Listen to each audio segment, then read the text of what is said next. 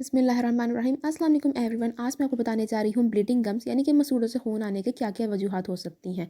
बहुत ज़्यादा प्रोफेशनल ये कहते हैं कि vitamin C is the cause of the bleeding gums, यानी कि विटामिन सी की कमी की वजह से जो है मसूड़ों से खून आता है। लेकिन ये एक वाहिद वजह नहीं है मसूड़ों से खून आने की, बल्कि बहुत सी वजूहात हो सकती हैं, जिनमें सबसे पहले जो है वो पुअर हाइजीन, यानी कि अपने दांतों को सही तरह से ब्रश ना करना, साफ़ सफाई का ख्याल ना रखना।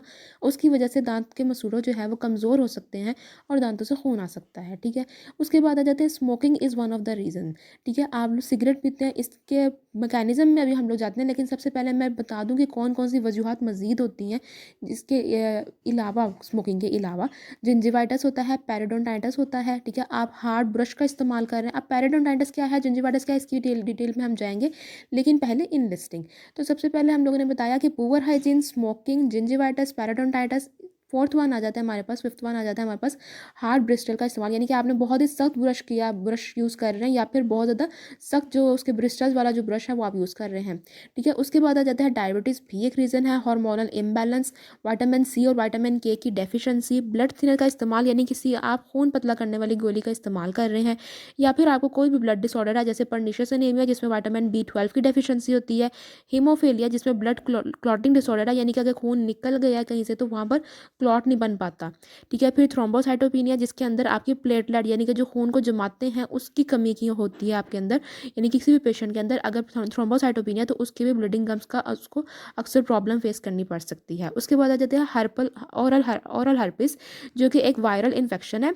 इसके अलावा HIV, वो भी एक वायरल इन्फेक्शन है, या फिर स्ट्रेस का होना। ठीक है, तो अब हम लोग इनकी डिटेल में जाते हैं। तो पुअर हाइजीन के बारे में तो आपको बहुत ज़्यादा पता है, हम चलते हैं स्मोकिंग की तरफ।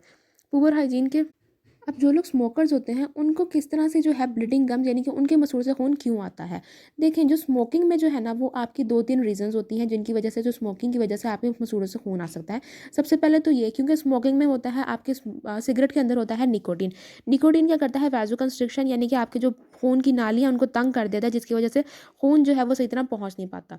ठीक है, क्या होता है, वैजो कंस्ट्रिक्शन हो जाता है। जब खून सही तरह नहीं पहुँच पाएगा, जो न्यूट्रेंट्स होते हैं, जो भी ग़िज़ाइयत होती है आपके गम्स को नहीं मिल पाती, जिसकी वजह से वो बहुत ज़्यादा चांसेस होते हैं कि वहाँ पर इन्फेक्शन हो जाए और खून निकलना शुरू हो जाए दांतों से, मसूड़ों से। इसके अलावा क्या होता है कि एनएरोबिक इन्वायरमेंट क्रिएट हो जाते हैं, यानी कि जब ऑक्सीजन ना पहुँच पाए ब्लड के ज़रिए तो क्या होता है, एक एनएरोबिक इन्वायरमेंट जो है वो क्रिएट हो जाता है, जिसकी वजह से एनएरोबिक बैक्टीरिया की ग्रोथ होने लग जाती है और अच्छे बैक्टीरिया की जो है वो डेथ होना शुरू हो जाती है।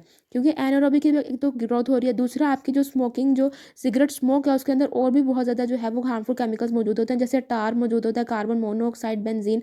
ये सब क्या करते हैं, ये टॉक्सिन के तौर पे टॉक्सिन के तौर पे जो है वो काम करते हैं अच्छे गुड बैक्टीरिया के लिए, जिसकी वजह से क्या होता है कि हार्मफुल बैक्टीरिया की ग्रोथ हो जाती है और गुड बैक्टीरिया की डेथ हो जाती है। अब ये जो हार्मफुल बैक्टीरिया है ये क्या प्रोड्यूस करते हैं, एसिड, जो आपके दांतों के ऊपर लगे हुए एनेमल को जो है वो डिग्रेड कर जाता है, जिसकी वजह से जो टार्टर बिल्टअप होता है ना, यानी कि जो येलो से आपके दांतों पे अक्सर आप देखोगे स्मोकर्स के जो दांतों, जो स्मोकर होते हैं उनके दांतों के गिर्द अक्सर येलो सा जो है वो एक टार्टर, एक मटेरियल डेवलप हुआ होता है जिसको टार्टर कहते हैं। ठीक है, ये भी एक रीज़न होती है कि आपके गम्स जो है वो ख़राब होने की एक वन ऑफ द रीज़न है। इसके अलावा क्या आ जाता है कि आपके जो स्मोकिंग जो है वो एंडोथेलियम को डैमेज कर देती है, जिसकी वजह से नाइट्रिक ऑक्साइड की कमी हो जाती है। और नाइट्रिक ऑक्साइड आपको पता है वैसोडाइलेटर, यानी कि जो खून का बहाव, खून की नालियों को जो है वो खोलते हैं ताकि खून का बहाव अच्छा हो सके, उसको जो है उसकी कमी करवा देते हैं, जिसकी वजह से क्या होता है, खून सही तरह पहुँच नहीं पाता आपके मसूड़ों तक। और यही सारी रीजंस हैं कि क्यों स्मोकर्स को जो है ये ब्लीडिंग गम्स और जो है वो डेंटल डिसऑर्डर्स का बहुत ज़्यादा सामना करना पड़ता है। ठीक है, उसके बाद आ जाता है जिंजिवाइटिस और पेरिडोनटाइटिस का क्या मतलब है।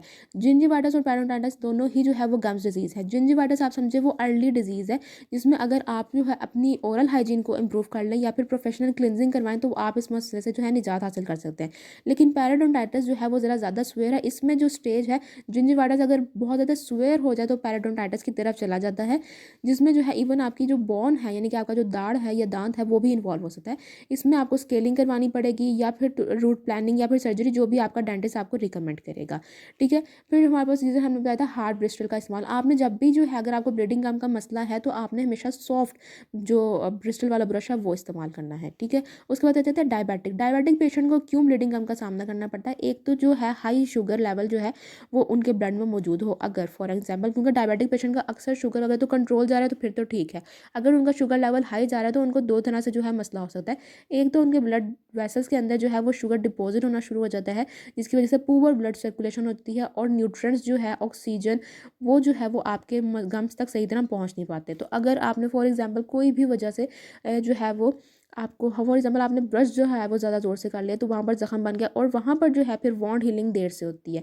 डायबिटिक पेशेंट्स को अक्सर ये प्रॉब्लम फेस करनी पड़ती है कि इनकी वॉन्ड जो जो जख्म है वो देर से बढ़ता है, इनमें जो सोजिश और इन्फेक्शन के चांसेस ज़्यादा हो जाते हैं, ठीक है। दूसरी बात आ जाती है जो हाई डायबिटिक, अगर हाई शुगर लेवल है आपकी बॉडी के अंदर तो हाई शुगर ही होगा आपके सलाइवा के अंदर भी, जो कि प्रमोट करेगा बैक्टीरियल ग्रोथ को और प्लैक एक्यूमुलेशन हो जाएगी आपके दांतों के गिर्द, जो भी वजह बन सकती है जिंजिवाइटिस और पेरियोडोंटाइटिस को मतलब फ़रोग दे सकती हैं ये चीज़ें, ठीक है। उसके बाद आ जाता है हार्मोनल इम्बैलेंस। हार्मोनल इम्बैलेंस में एस्ट्रोजन एंड प्रोजेस्टेरोन टॉप है, ठीक है। जब प्रेगनेंसी के दौरान मेंस्ट्रुएशन या ओरल कॉन्ट्रासेप्टिव को इस्तेमाल कर रहा हो उसमें क्या होता है कि इन हार्मोन्स का लेवल जो है ज़रा ज़्यादा हो जाता है, जिसकी वजह से ये आपके जो दाढ़े हैं, आपके गम्स को जो है वो ज़्यादा सेंसिटिव बना देते हैं to the inflammation and infection, जिसकी वजह से बहुत ज़्यादा जो रीज़न होता है कि जो गम्स का टूथ प्रॉब्लम जो है वो इन कंडीशन के दौरान जो है वो अराइज होती है इवन ड्यूरिंग मेनोपॉज जो है, क्योंकि बहुत ज़्यादा ओवर ड्राइंग की वजह से जो है इन हार्मोन्स का लेवल जो है वो कम हो जाता है मेनोपॉज में, एस्ट्रोजन और प्रोजेस्टेरोन का लेवल, तो क्या होता है बहुत ज़्यादा ओवर ड्राइंग हो जाता है जिसकी वजह से टिश्यू इंजरी होने के चांसेस होते हैं, आपके ब्लीडिंग गम हो सकते हैं। अब सवाल आता है अगर इनमें से कोई भी मसला है तो आप मैनेजमेंट किस तरह से कर सकते हैं?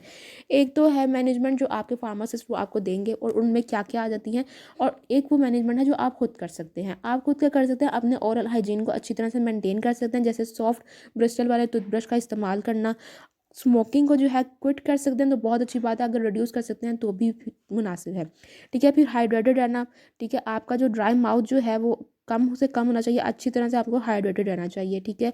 अगर आपको कहीं पर सोजिश या आपको लग रहा है कि कहीं सोजिश है आपके दाढ़ों में तो क्लोव ऑयल का इस्तेमाल, थोड़ा सा क्लोव ऑयल जो है वो बेशक कॉटन पे अप्लाई करके अपने मसूड़ों पे आप लगा सकते हैं। टर्मरिक पेस्ट आप लगा सकते हैं, टर्मरिक आप बेशक पानी में बना लें, अगर पानी में आपको लगता है चुभता है तो आप कोकोनट ऑयल में एक पेस्ट बना के थोड़ा सा टर्मरिक डाल के आप उसको जो है वो पेस्ट लगा के वो भी 2 से 3 दफ़ा वीक में अप्लाई कर सकते हैं, ठीक है। दिन में नहीं, 2 से 3 दफ़ा हफ्ते में इस्तेमाल कर सकते हैं। ये थी आपकी ओरल हाइजीन, अपने से आप खुद क्या कर सकते हैं। फिर अगर आपको फार्मासिस्ट कोई रिकमेंड करता है या फार्मासिस्ट अगर सुन रहे हैं या फिजिशियन सुन रहे हैं तो वो जो है एक अच्छा मल्टीविटामिन सप्लीमेंट जिसमें विटामिन सी भी हो, विटामिन के भी हो। अगर आप कोई पेशेंट को लगता है हिस्ट्री में विटामिन सी की डेफिशिएंसी है तो आप विटामिन सी सप्लीमेंट भी सिर्फ दे सकते हैं, या फिर विटामिन के का कोई प्रॉब्लम है तो विटामिन के भी दे सकते हैं। अगर उसको परनीशियस एनीमिया तो विटामिन B12 दे, और अगर नॉर्मली ही आपको लगता है कि उसकी इम्यूनिटी वीक है तो विटामिन डी दे। इसके अलावा कोई भी एंटीऑक्सीडेंट भी जो है, जैसे विटामिन सी भी इटसेल्फ एंटीऑक्सीडेंट के तौर पे काम करता है, विटामिन ई भी एंटीऑक्सीडेंट के तौर पे काम करता है। ये क्या करेंगे, रेडिकल्स को जो है वो कम करेंगे और रेडिकल इन्फ्लामेशन को कम करेगा।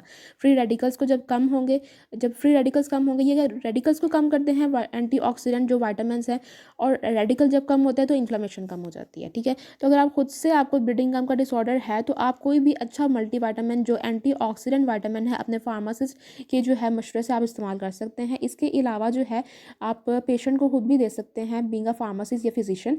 इसके अलावा जो है वो अगर आप थेराप्यूटिक माउथ वॉश अगर आप किसी पेशेंट को रिकमेंड कर रहे हैं बीइंग अ फिजिशियन या फार्मासिस्ट तो क्लोरहेक्सिडीन का माउथ वॉश आप रिकमेंड कर सकते हैं ताकि एंटीबैक्टीरियल इफेक्ट हो, ठीक है। इसके अलावा कोई भी ऐसा माउथ वॉश जिसमें असेंशियल ऑयल्स हो वो भी दिया जा सकता है। So this is all about के ब्लीडिंग गम के क्या क्या कॉजेज हो सकते हैं और किस तरह से आप खुद मैनेज कर सकते हैं बीइंग अ पेशेंट, और अगर आप फार्मासिस्ट हैं या फिजिशियन हैं तो आप दूसरों को किस तरह से क्या क्या चीज़ें रिकमेंड कर सकते हैं। तो अगर आपको लेक्चर पसंद आया हो तो मेरे चैनल को ज़रूर सब्सक्राइब कीजिएगा, अपने फ्रेंड्स के साथ और फैमिली में ज़रूर शेयर कीजिएगा, खासतौर पे उनको जिनको ब्लीडिंग गम का मसला है या जो स्मोकर्स हैं उनको ज़रूर बताइएगा कि किस तरह से क्या क्या साइड इफ़ेक्ट्स हो सकते हैं, और जो डायबिटिक पेशेंट है खासतौर पे उनको। अंटिल नेक्स्ट वीडियो, अल्लाह हाफ़िज़।